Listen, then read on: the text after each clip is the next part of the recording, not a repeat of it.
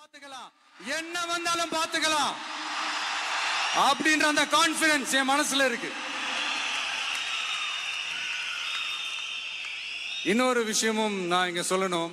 இன்னைக்கு நம்ம தமிழ்நாடு கவர்மெண்ட் இருக்கிற அந்த நிலைமையை பத்தி நான் உங்ககிட்ட நான் சொல்லணும். கிட்டத்தட்ட 10 லட்சம் கோடிக்கு மேல கடன் வாங்கி வச்சுட்டு போயிருக்கிற இன்னைக்கு அந்த தமிழ்நாடு அரசு இருக்கிறப்போ, கஜானாவை சுத்தமா தொடச்சி வலிச்சு வச்சுட்டு போயிருக்கிறப்போ, தூக்க முடியாத சுமையை ஏத்தி வச்சுட்டு போயிருக்கிறப்போ,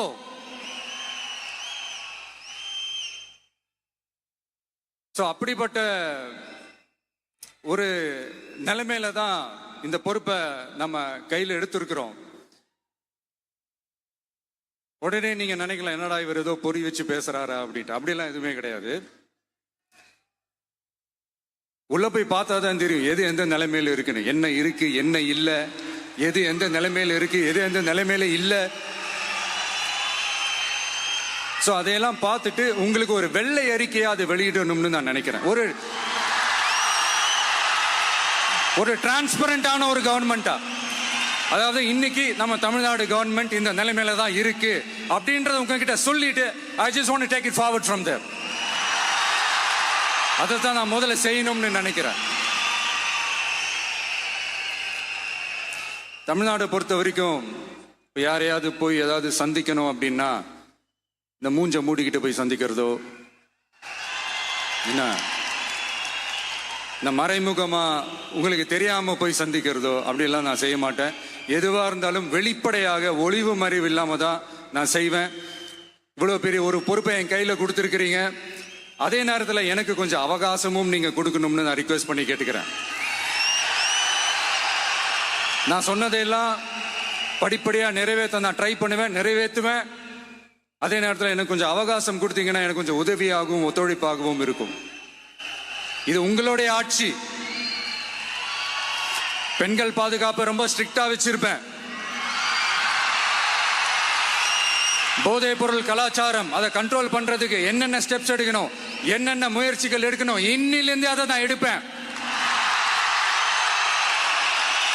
நம்ம பசங்களை அதுல இருந்து காப்பாற்ற வேண்டியது நம்ம அரசனுடைய பொறுப்பு. அதே மாதிரி சட்டம் ஒழுங்கு எல்லாருக்குமான பாதுகாப்பை நான் உறுதிப்படுத்துவேன். என்ன அவமானப்படுத்தினவங்களாகவே இருந்தாலும், என்ன கஷ்டப்படுத்தினவங்களாகவே இருந்தாலும், அவங்களும் என் மக்கள் தானே. நண்பர்களாக இருந்தாலும் எதிரிகளாக இருந்தாலும் 8 கோடி மக்களும் என் மக்கள் தானே.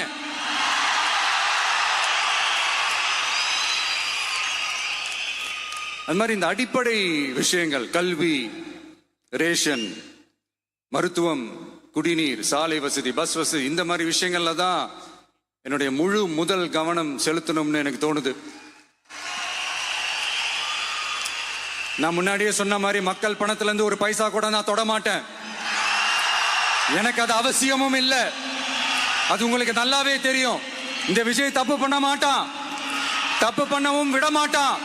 அது யாராக இருந்தாலும் சரி, என்னோட கவர்மெண்ட்ல என் கூடவே இருக்கிறவங்களாகவும் சரி விட மாட்டான். சப்போஸ் யாருக்காவது அப்படி ஒரு எண்ணம் மனசுல இருந்துச்சுன்னா, நம்ம ஜெயிச்சிட்டோம், ஒரு ஆட்டம் ஆடி பார்க்கலாம் அப்படின்ற எண்ணம் யாருக்காவது இருந்துச்சுன்னா இப்பவே இந்த நிமிஷமே அதை எரேஸ் பண்ணிருங்க.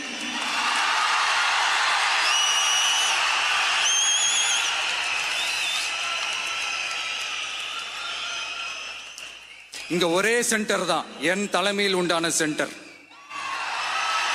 இந்த பக்கம் ஒரு சென்டர், இந்த பக்கம் ஒரு பவர் சென்டர், அங்க ஒரு பவர் சென்டர். இப்பவே சொல்லிடுறேன். பெண்கள், இளைஞர்கள், விவசாயிகள், அரசு ஊழியர்கள், ஆசிரியர்கள், உழைக்கிற மக்கள், மீனவர்கள் எல்லாருமே நம்ம டிவிக்கு அரசுல நல்லா இருப்போம், நல்லா இருப்போம், நல்லா இருப்போம். பிறப்புக்கும் எல்லா உயிருக்கும் அப்படின்றதான் நம்ம சமரசம் இல்லாத அடிப்படை கோட்பாடு. சிறுபான்மை சகோதரர்களே, உங்களுக்காக நம்ம டிவிக்கு அரசு கூடவே நிற்கும். உங்களுக்கு அதுல எந்த விதமான சந்தேகமும் வேணாம். இந்து முஸ்லிம் கிறிஸ்தவர்களுக்கான முகம்தான் இந்த விஜயனுடைய முகம். அதுல 100% நீங்க இந்த விஜயை நம்பலாம். இப்படி ஒரு சூழலை ஏற்படுத்தி கொடுத்த தமிழ்நாட்டு மக்கள், ஒட்டுமொத்த மக்கள், உங்கள் அனைவருக்கும் இந்த நேரத்தில் என்னுடைய நன்றியை தெரிவிச்சு, இன்னொருத்தவங்களுக்கு முக்கியமா நான் நன்றி சொல்லணும். அது இந்த விஜய் மாமாவோட குட்டி நண்பா நண்பி.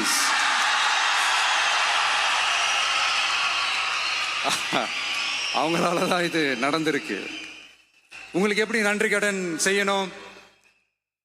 உங்களுக்காக உங்க ஃபியூச்சரை மைண்ட்ல வச்சுக்கிட்டு எல்லா நல்ல விஷயங்களையும் உங்களுக்காக இந்த விஜய் மாமா செஞ்சு கொடுப்பான்.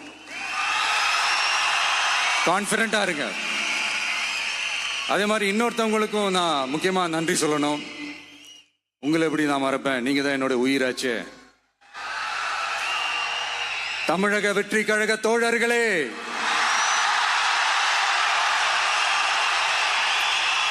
உண்மையில சொல்லனா நீங்க இல்லைன்னா எதுவுமே இல்லை.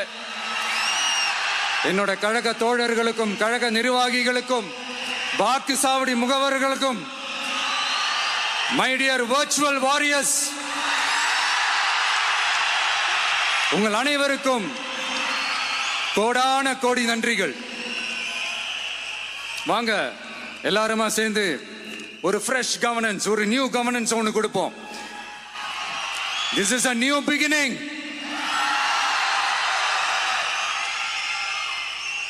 A new era of a real, secular, social justice starts now.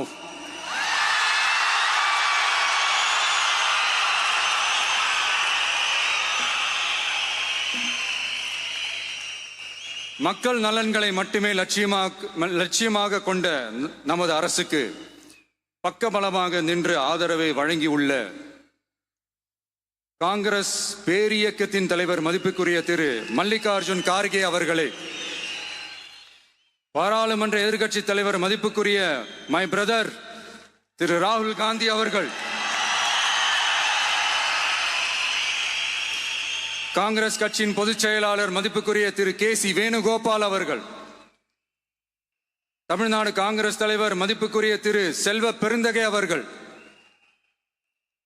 என்னுடைய நண்பர் பிரவீன் சக்கரவர்த்தி அவர்கள்,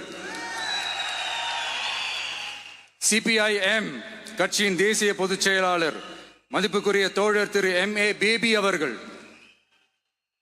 மாநில செயலாளர் மதிப்புக்குரிய தோழர் திரு பி. சண்முகம் அவர்கள், அரசியல் தலைமை குழு உறுப்பினர் மதிப்புக்குரிய தோழர் திரு கே. பாலகிருஷ்ணன் அவர்கள், பாராளுமன்ற உறுப்பினர் மதிப்புக்குரிய தோழர் திரு சு. வெங்கடேசன் அவர்கள்,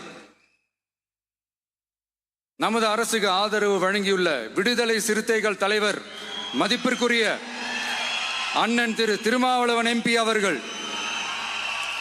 நாடாளுமன்ற உறுப்பினர் மதிப்புக்குரிய திரு ரவிக்குமார் அவர்கள், சட்டமன்ற குழு தலைவர் மதிப்பிற்குரிய திரு வன்னி அரசு அவர்கள், CPI கட்சியின் தேசிய பொதுச் செயலாளர் மதிப்புக்குரிய தோழர் திரு டி. ராஜா அவர்கள், மாநில செயலாளர் மதிப்புக்குரிய தோழர் திரு M. வீரபாண்டியன் அவர்கள், முன்னாள் தமிழ்நாடு மாநில செயலாளர் மதிப்புக்குரிய தோழர் திரு ரா. முத்தரசன் அவர்கள், இந்திய யூனியன் முஸ்லிம் லீக் கட்சியின் தலைவர் மதிப்புக்குரிய டாக்டர் திரு காதர் மொய்தீன் அவர்கள், நாடாளுமன்ற உறுப்பினர் மதிப்புக்குரிய திரு நவாஸ் கனி அவர்கள், எல்லாரையும் வருக வருக என்று வரவேற்கிறேன். முக்கியமா இந்த மாதிரி நேரத்தில் எனக்காக நீங்க குரல் கொடுத்ததுக்கும், எனக்காக நீங்க சப்போர்ட் பண்ணி கூடவே நின்னதுக்கும் உங்க எல்லாருக்கும் இந்த நேரத்தில் என்னுடைய நன்றியை தெரிவிச்சுக்கிறேன். கான்பிடண்டா இருங்க, நல்லதே நடக்கும், வெற்றி நிச்சயம். மீண்டும் சந்திக்கும் வரை, இல்ல மீண்டும் மீண்டும் சந்திப்போம். நன்றி, வணக்கம்.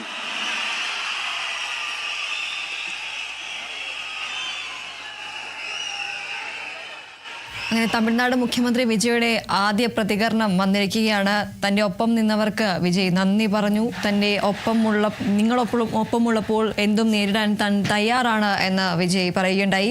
ഒരു ട്രാൻസ്പെറൻ്റ് ആയിട്ടുള്ള സുതാര്യമായ ഒരു സർക്കാരായിരിക്കും തമിഴ്നാട്ടിൽ ഇനി ഉണ്ടാവുക എന്നും അദ്ദേഹം പറയുകയുണ്ടായി. അതോടൊപ്പം തന്നെ മുഖ്യമന്ത്രി വിജയുടെ ആദ്യ പ്രഖ്യാപനവും ഈ ഒരു പ്രസംഗത്തിനിടെ ഉണ്ടായിരുന്നു. സ്ത്രീ സുരക്ഷയ്ക്കായി പ്രത്യേക സ്ക്വാഡ് രൂപീകരിക്കുമെന്ന് അദ്ദേഹം പറഞ്ഞു. ലഹരിക്കെതിരെയും സ്ക്വാഡ് രൂപീകരിക്കും. അതോടൊപ്പം തന്നെ സ്റ്റാലിൻ സർക്കാരിനെതിരെ വിജയ് രൂക്ഷ വിമർശനം ഉയർത്തുന്ന ഒരു സാഹചര്യം ഉണ്ടായിരുന്നു. ഖജനാവ് കാലിയായി എന്നും അദ്ദേഹം പറയുകയുണ്ടായി. അതോടൊപ്പം തന്നെ വ്യാജ വാഗ്ദാനങ്ങൾ നൽകുന്ന ഒരു സർക്കാർ ആയിരിക്കില്ല തന്റേത് എന്നും അദ്ദേഹം പറയുകയുണ്ടായി.